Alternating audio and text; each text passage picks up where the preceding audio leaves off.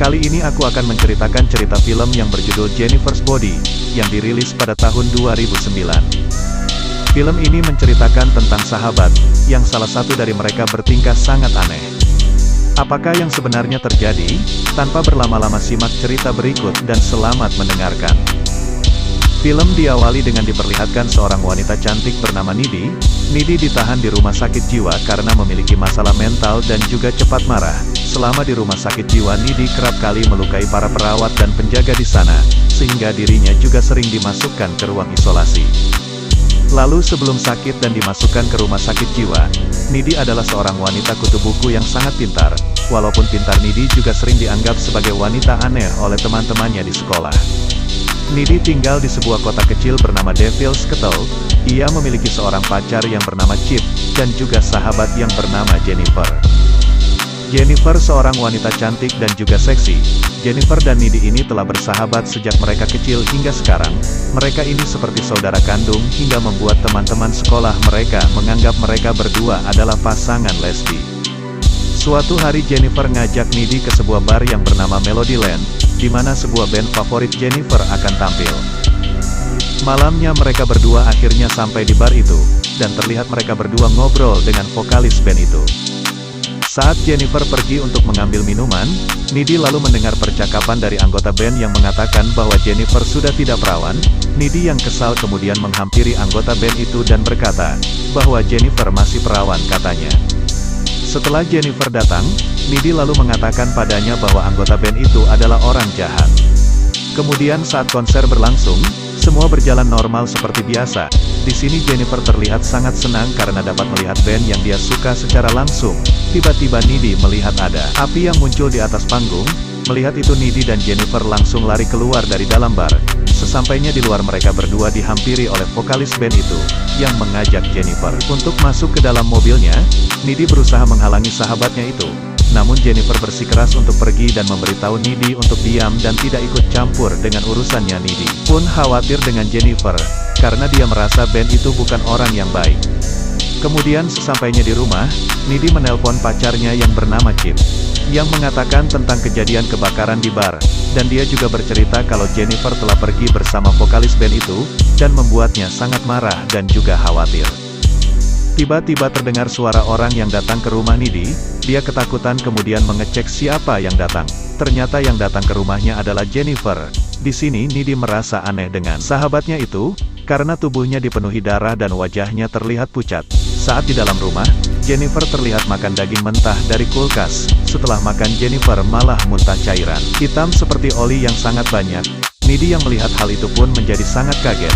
Setelah itu Jennifer lalu pergi meninggalkan Nidi tanpa berbicara sedikit pun. Pada keesokan harinya, terlihat semua siswa merasa sangat sedih dengan kejadian kebakaran yang terjadi di bar yang menewaskan banyak orang. Di sisi lain terlihat Nidi dia masih memikirkan pada sahabatnya Jennifer semalam. Tak lama setelah itu datanglah Jennifer yang menghampiri Nidi dengan keadaan baik-baik saja. Nidi yang masih bingung lalu bertanya pada sahabatnya itu tentang kejadian semalam, saat Jennifer datang ke rumahnya dengan keadaan yang aneh. Jennifer lalu berkata kepada Nidi, mungkin itu hanya halusinasinya aja. Setelah pulang sekolah, Nidi menceritakan semuanya kepada Chip, kalau semalam Jennifer datang ke rumahnya seperti orang yang kerasukan roh jahat. Mendengar cerita itu, Chip malah menganggap pacarnya itu sedang mengarang. Di tempat yang berbeda memperlihatkan Jennifer yang sedang menuju Jonas, yang masih bersedih karena sahabatnya meninggal dalam kejadian kebakaran semalam. Dengan kecantikan dan keseksian tubuhnya, Jennifer menggoda Jonas dan mengajaknya untuk pergi ke hutan. Jonas yang sudah terujung itu pun mengiyakan permintaannya Jennifer, dan mereka pun pergi berdua ke tengah hutan.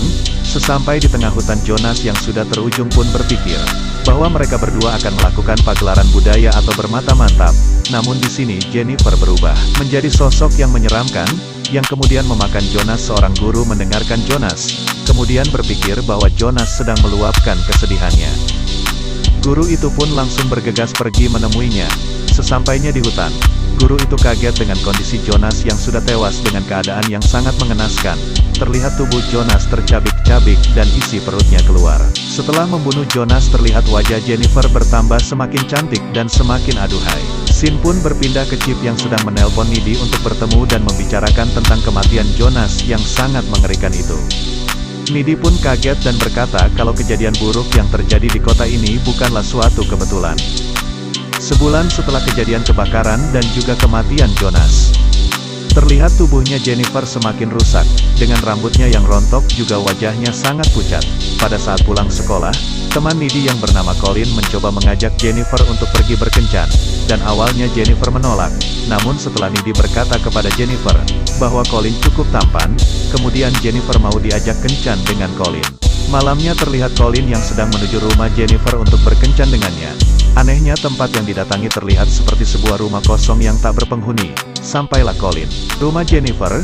Di dalam rumahnya Jennifer kemudian menggoda Colin untuk diajak bermantap-mantap. Saat sedang bermantap-mantap, ternyata Jennifer menggunakan kesempatan itu untuk memakan Colin dan mencabik-cabiknya hingga ia tewas. Di tempat lain terlihat Nidi juga yang sedang enak-enak dengan pacarnya. Kemudian Nidi merasa ada sesuatu hal buruk yang sedang terjadi dan membuatnya tidak fokus. Nidi lalu bergegas pulang ke rumahnya, dan di perjalanan pulang dia melihat Jennifer di tengah jalan dengan tubuh yang berlumuran darah. Sesampainya di rumah, Nidi lalu mengunci pintu rumahnya dan segera masuk ke dalam rumahnya itu. Dan dia berpikir tentang keadaan Jennifer yang kelihatannya belakangan ini. Lalu Nidi bergegas ke kamarnya. Tiba-tiba Nidi dikagetkan Jennifer, yang sudah berada di kamarnya dengan keadaan yang baik-baik saja. Sedangkan tadi di perjalanan ia melihat Jennifer dengan tubuh yang berlumuran darah. Kemudian Jennifer pun bercerita kepada Nidi tentang keadaannya saat ini. Bermula saat Jennifer diajak pergi oleh anggota band beberapa tahun lalu. Awalnya Jennifer berpikir kalau dirinya diajak enak-enak dengan band itu. Nyatanya band itu ngajak Jennifer pergi ke hutan untuk melakukan sebuah ritual pemujaan setan di dekat air terjun. Para anggota band itu adalah pemuja setan. Maksud kedatangan mereka ke kota Jennifer adalah untuk mencari tubuh gadis perawan, untuk dikorbankan kepada iblis agar band mereka semakin terkenal. Pada awalnya ritual ini berjalan lancar dan band itu semakin terkenal. Namun ketika Jennifer yang menjadi tumbal, ritual ini menjadi kacau. Dan ternyata Jennifer sudah tidak perawan sejak ia masih SMP. Jennifer tidak mati dan malah iblis itu bersemayam di tubuh Jennifer. Di sini Jennifer sebenarnya telah mati. Namun karena tubuhnya sudah dirasuki iblis yang membuat dirinya bangkit dari kematiannya karena telah mati, membuat Jennifer tiap bulan harus makan tubuh manusia agar dirinya bisa cantik kembali. Dan dia juga berkata kepada Nidi bahwa malam saat dirinya datang ke rumahnya hanyalah untuk menakut-nakutinya. Setelah mendengar cerita Jennifer, Nidi merasa sedih karena tidak bisa menyelamatkan Jennifer. Jennifer kemudian berkata kepada Nidi bahwa dia akan menyakiti Nidi yang merupakan sahabatnya. Dan dia juga menambahkan bahwa dirinya saat sudah kenyang, dia akan kembali ke bentuk semula untuk menjadi cantik dan lebih kuat dari sebelumnya. Di sini Jennifer memperlihatkan pada saat tangannya dilukai, tangannya akan segera sembuh dan kembali seperti semula tanpa ada bekas luka sedikit pun. Nidi kemudian bingung dengan perkataan sahabatnya itu. Setelah percakapan itu Nidi kemudian meminta Jennifer untuk pulang ke rumahnya. Keesokan harinya saat di sekolah, Nidi pergi ke perpustakaan untuk mencari tahu tentang apa yang terjadi kepada Jennifer. Di sini Nidi tahu kalau sahabatnya Jennifer telah menjadi sekubus. Sekubus ini membutuhkan daging manusia untuk menjadi lebih kuat, dan cara untuk membunuh kubus ini adalah dengan menusuk jantungnya saat mereka sedang keadaan lemah. Setelah mengetahui hal itu, Nidi kemudian menemui pacarnya dan menceritakan tentang hal itu. Nidi juga meminta kepada Chip untuk tidak datang ke pesta dansa, karena di situ Jennifer akan mencari mangsa untuk dia makan. Setelah mendengarkan cerita Nidi, Chip masih tidak percaya dan menganggap Nidi sedang mengarang cerita. Setelah itu ia pun pergi meninggalkan Nidi karena kecewa kepadanya. Singkat cerita, acara dansa yang diadakan sekolah itu pun tiba. Nidi pun berangkat ke pesta dansa sendirian untuk mengawasi Jennifer. Setelah sampai, Nidi kemudian menemukan Jennifer di tempat lain. Diperlihatkan Chip yang akan berangkat ke pesta dansa. Dia terlihat berjalan sendirian ke arah sekolah, tiba-tiba dihadang oleh Jennifer. Jennifer kemudian berkata kepada Chip kalau Nidi telah berselingkuh dengan Colin tanpa sepengetahuannya. Mendengar hal itu kemudian Chip merasa kecewa dan sedih kepada Nidi. Lalu Jennifer ngajak Chip ke tempat sepi.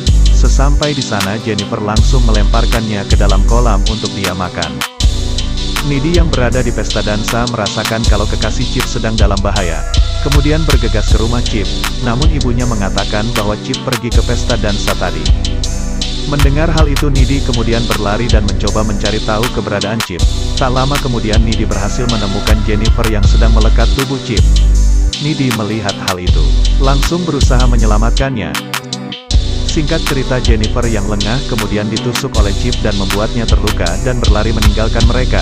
Chip yang kehilangan banyak darah pun akhirnya tewas. Needy yang sedih pun bersiap-siap untuk mencari Jennifer dan membalas dendamnya atas kematian pacarnya itu. Setelah menemukan Jennifer, terjadilah perkelahian antar kedua sahabat ini. Kemudian Needy menusuk jantung sahabatnya ini yang membuatnya tewas seketika. Ibu Jennifer yang mendengar kegaduhan di kamar Jennifer, lalu menemukan Needy yang telah terbunuh oleh Jennifer. Needy lalu dibawa ke rumah sakit jiwa. Pada akhirnya kita diperlihatkan bahwa Needy bisa terbang, karena Needy mendapatkan luka gigitan dari Jennifer yang membuat Needy memiliki sebagian kekuatan iblis.